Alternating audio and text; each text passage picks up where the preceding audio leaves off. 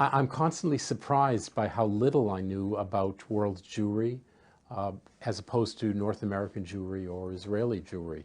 There's a huge Jewish world out there, and I was not aware of it. The World Union has been working with that larger Jewish world for 90 years, and I'm just surprised as a North American Reformed Jewish leader that we are usually unaware of what's happening outside of North America.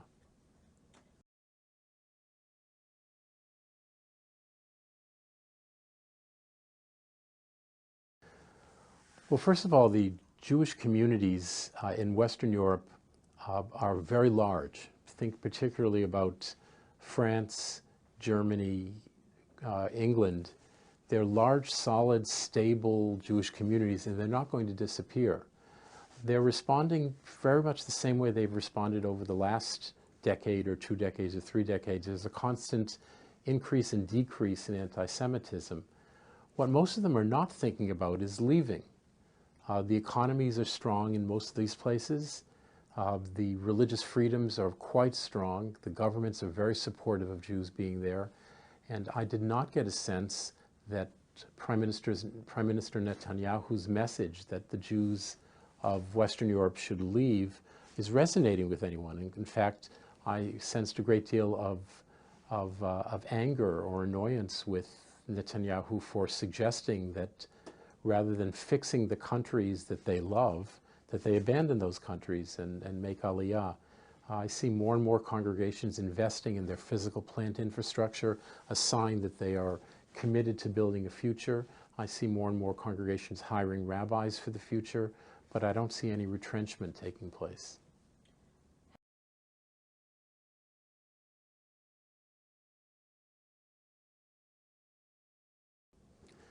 The turmoil in Ukraine continues to disrupt Jewish life everywhere. We did not have a Reformed congregation in Donetsk, which is the center of where the turmoil is, but our congregations in Odessa, in Kyiv, and in the Crimea have been greatly affected by the number of refugees, Jewish refugees, who are leaving the eastern Ukraine to find safer places. In particular, our congregation in Crimea, which used to be a part of the Ukraine, is now a part of Russia. And they've had to adapt to a totally different political system, a different financial system, and in fact, a different level of Jewish oversight from the central authorities in Russia than they're used to having in Ukraine. So it's changed a lot in all of the cities.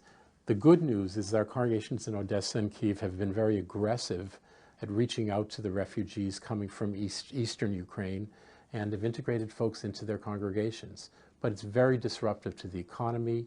It's very disruptive to the whole society there.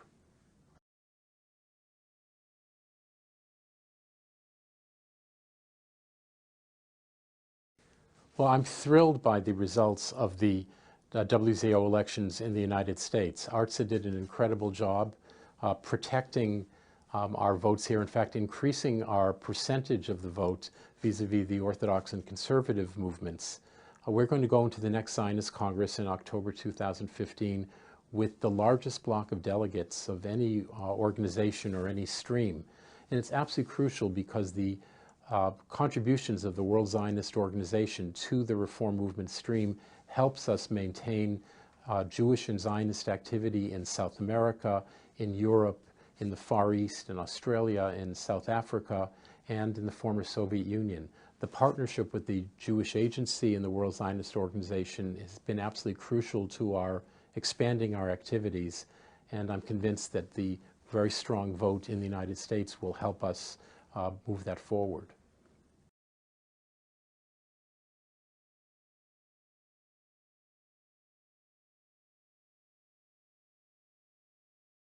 Well, the Latin American Reformed Jews are a very vibrant, healthy, active, boisterous group. We went to services in Rio de Janeiro, and I've never heard a congregation sing with as much energy as we witnessed there. But the energy aside, the long-term reality is quite difficult. We don't have enough rabbis to serve these Spanish and Portuguese speaking populations in South America.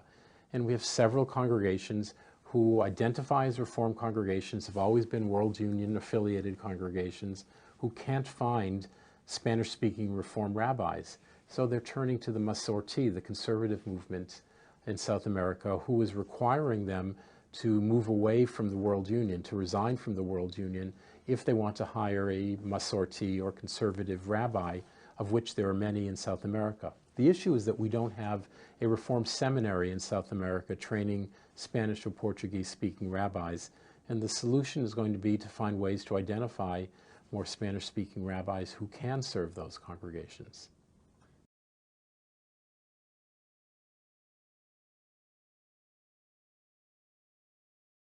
I think our greatest challenge is building a sense of Klal Yisrael, of connection and obligation between Jews in the diaspora and healthy Jewish communities with other healthy Jewish communities. There's an obliviousness, certainly in North America, towards the reality of Jewish life in places like South Africa and Australia and the Far East. We're responsible for one another, and you can't be responsible for relatives that you don't know about. You have to learn about them so that you remember to invite them to your bar mitzvah and wedding, and so that you remember to help them out when they're in trouble. I'm not suggesting these communities are in trouble, but I am suggesting that we've done a poor job of explaining to Jews throughout the world that Judaism doesn't just exist in their own local community, but we're part of a much larger global ecosystem that's called Klal Yisrael.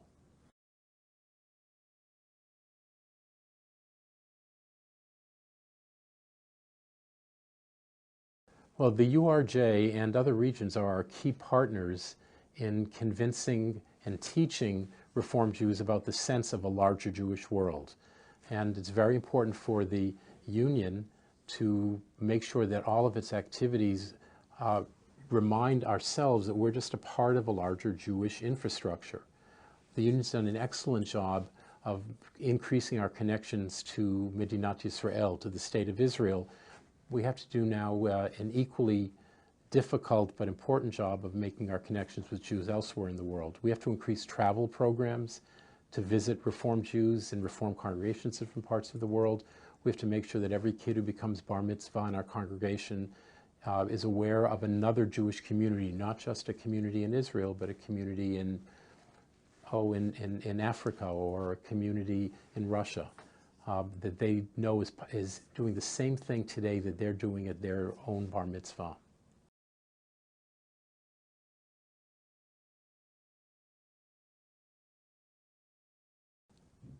I've spent 39 years at the URJ, and I know a lot about North American congregations. I know what makes them tick. I know the difficulties they face. What I'm surprised about is both how similar and dissimilar international congregations are. The reality of Reform Jewish life outside of North America is so different because outside of North America we're a small minority within the Jewish population as opposed to the large majority which we are in North America. And it changes my perspective enormously. We can do just about anything we want in North America. We don't look over our shoulders. But the Reform Jews in other countries almost always care about how the rest of the Jewish community is going to respond to what they're doing.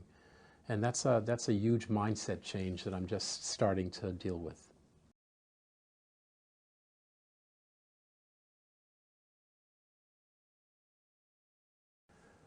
The progressive movement's quest is really for legitimacy in Israel. As long as we have members of the Israeli cabinet who deny the Jewishness of Reform Jews, as long as we have a chief rabbinate which doesn't allow Reform rabbis to officiate at weddings or officiate at funerals, as long as the laws of the country can change so that Jewish rights and Jewish identity can be denied depending on what the political coalition is, the Israeli Reform movement is in a very difficult position. They are well aligned with where the majority of Israeli Jews are, but they're not well aligned with where the majority of Israeli politics are. And that's an unusual one for us as North Americans to think about because we have such a separation between church and state. Their church and state is one. And that's has been for a long time and will continue to be the greatest challenge that the Israeli reform movement faces. I'd add one more thing. Most Israelis have a spiritual side to them, but think that religion is orthodoxy. And we have an educational goal to teach them that there's more than one way to be Jewish.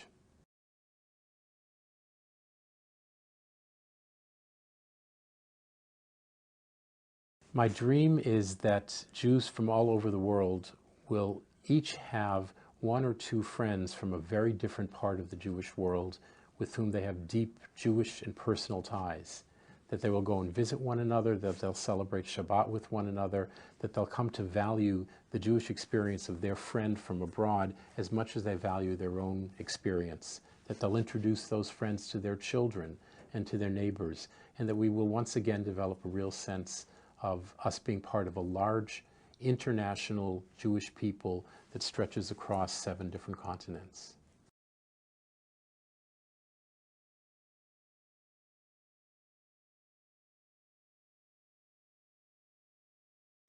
Well, I'd urge you to, when you travel, make sure you find out where the nearest Reform congregation is, that you write them in advance and tell them you're coming and allow them to invite you to Shabbat dinner and to Shabbat services, that you make a point of when you're traveling to work in advance to plan to sit down with a Reform Jew from that country or that city, and you use your travel opportunities to understand what global Judaism is all about.